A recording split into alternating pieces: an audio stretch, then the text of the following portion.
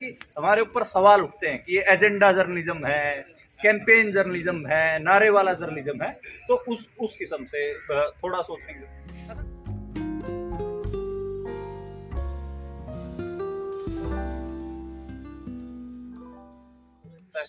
तो मतलब एक बात आप बेसिकली आपने फैक्ट्स के साथ एक ट्रेंड को शो किया, उस ट्रेंड को फिर आपने एक लाइन में बता दिया।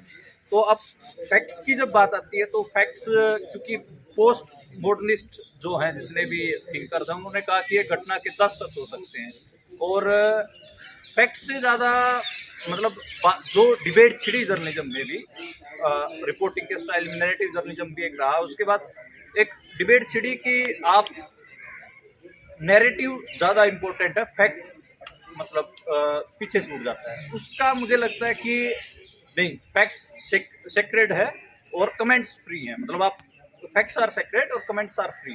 तो वो एक आपको थोड़ा सा जर्नलिज्म में खासकर मतलब मैं ओवरऑल यूट्यूबर्स की या फिर विचारकों की बात नहीं कर रहा हूँ, मैं थोड़ा सा जर्नलिस्टिक रिपोर्टिंग है उसकी बात कर रहा हूँ। वो इसलिए बात कर रहा हूँ क्योंकि हमारे ऊपर सवाल उठते हैं कि ये एजेंडा जर्नलिज्म है, कैंपेन जर्नलिज्म है, नारे वाला जर्नलिज्म है।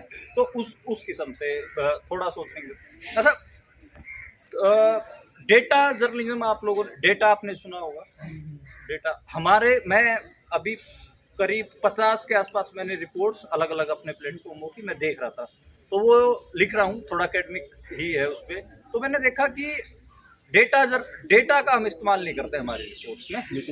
वो हम क्या करते हैं कि हम जैसे कोई घटना हुई, मान लो पंजाब में कोई घटना हुई, तो उसमें हम क्या करेंगे कि अपा जो घटना हुई उसको मौखिक तौर पे जो बातें सामने आई उसको ऐसे कैसे परोस देंगे। उससे रिपोर्ट में जो झलक आती है वो झलक आती है कि देखो जो लड़ाई है वो तो कौमों के बीच में है, मतलब कई सारी कौम रह रही है, इन कौमों के बीच में लड़ाई है, ऐसी सी झलक हो सकते हैं। तो उनका एक पूरा प्रोसेस है, 50-60 साल में आपके पॉलिटिकल पोजीशन बनी है और उसी के साथ आप रिपोर्ट भी करने जा रहे हैं। आपको पता नहीं होता, मतलब आप अनपुट से तो आप बहुत शातिर हो कि आपकी पॉलिटिकल पोजीशन भी है लेकिन आप छुपा रहे हो, या फिर आपको पता नहीं है कि आपकी एक पोजीशन है करते हुए भी।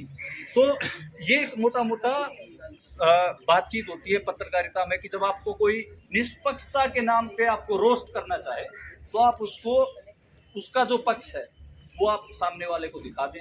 निष्पक्षता का क्लेम कौन लोग करते हैं ये आपको भी थोड़ा ढूंढना है। और साथ में मतलब चूंकि मैं लॉन्ग फॉर्म रिपोर्टिंग ज़्यादा करता हूं तो मुझे ऐसा लगता है कि जो रिपोर्टिंग है वो बहुत ज़रूरी काम है और वो करते रहना चाहिए। ओपिनियनेटेड भी आपको होना है। ओपिनियन के लिए आप ऐसे लोगों के पास जाएं जिनके पास एक्सपीरियंस है, समझ है, उस चीज़ के ऊपर उन्होंने काम किया हो। मान लो कि आपको किसी चीज़ के ऊपर ओपिनियन देना है, मनरेगा मजदूरों के ऊपर आपको आप रिपोर्ट कर रहे हो, तो उसमें फिर आप ऐसे लोगों से खुद ओपिनियन मत दीजिए, ऐसे लोगों से ओपिनियन लीजिए कि जिनका काम है 25 से 30 साल का। आप तो काम नहीं कर रहे हैं ना, आप सिर्फ रिपोर्ट कर रहे हैं।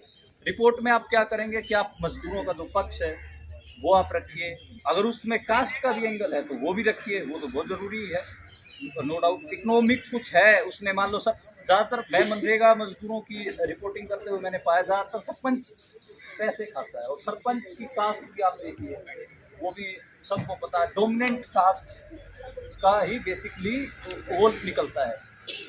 तो मतलब रिपोर्टिंग करते हुए ये बड़ा ख्याल रखना है कि आपको खुद ओपिनियन नहीं प्रेजेंट करना। अगर खुद भी ओपिनियन प्रेजेंट करना पड़ गया तो पहले आप 4 फैक्ट परोस दीजिए, 5वीं या 6ठी बात आपकी ओपिनियनेटेड हो सकती है, नहीं तो वो रिपोर्ट नहीं बचेगी, वो आपका ओपिनियन हो जाएगा और फिर वो कहीं ना कहीं जर्नलिस्टिक वैल्यूज से थोड़ा सा पीछे हटता है। ये इतनी मेरी बात थी, शुक्रिया सुनने के लिए।